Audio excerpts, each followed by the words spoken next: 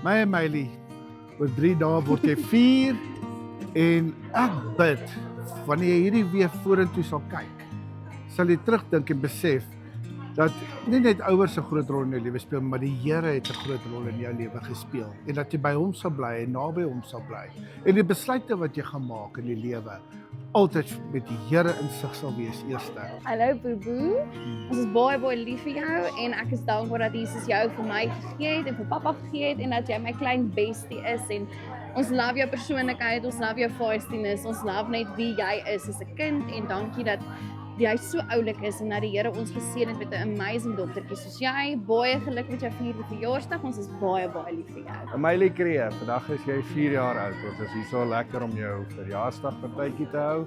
En wanneer jy jou verjaarsdag Woensdag vier wat jy 4 jaar oud is, sê oupa vir jou baie geluk. Hallo Mylie.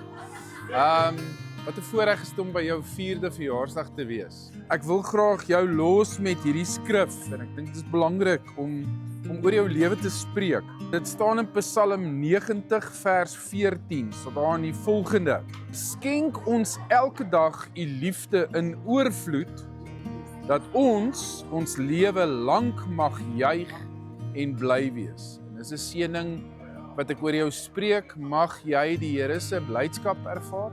Mylie, happy 4th birthday.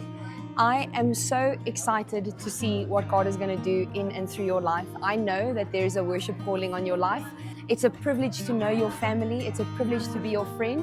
And I cannot wait to see the incredible adventures that you, Mylie, will go on in your life. Happy birthday.